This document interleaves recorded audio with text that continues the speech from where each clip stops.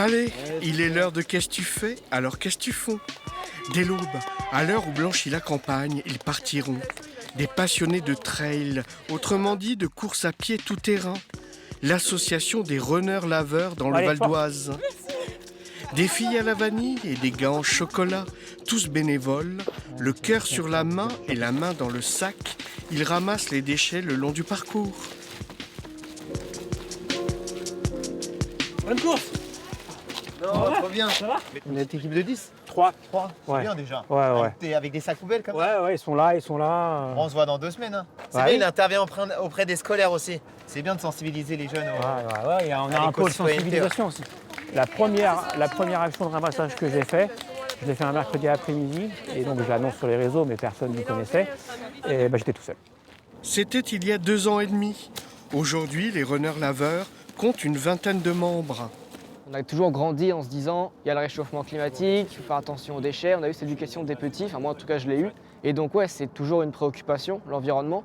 Et si je peux aider, moi, à ma petite échelle, nettoyer la forêt dans laquelle je vais courir, m'entraîner, ça me coûte pas grand-chose au final. On doit être à 2 kilos, kilos, et on a fait que 4 km. Alors bien que les gens y comprennent que ce n'est pas les trailers qui vont jeter ces déchets-là, nous on profite de la course pour ramasser les déchets qui sont dans la forêt, parce que les trailers, on est des amoureux de la forêt. Malheureusement, il reste encore des gens qui sont mal éduqués, qui jettent des déchets dans la nature. Donc on profite de cet événement pour ramasser les déchets sur tous les sentiers de Cormeilles.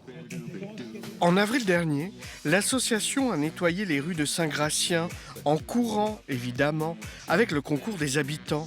50 kilos de déchets récupérés en une journée. 80% de nos déchets vont dans les égouts. Et après, ça va dans les océans. Les poissons, ils vont manger. Les tortues vont en mourir. On a tous vu des images comme ça. C'est ce que j'explique aux enfants et aux adultes, c'est vous mangez du poisson? Oui, tu manges du plastique.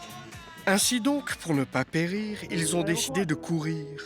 Une initiative née en Suède il y a 10 ans et qui porte un nom, le plogging, du suédois Plocka, ramasser et de l'anglais jogging.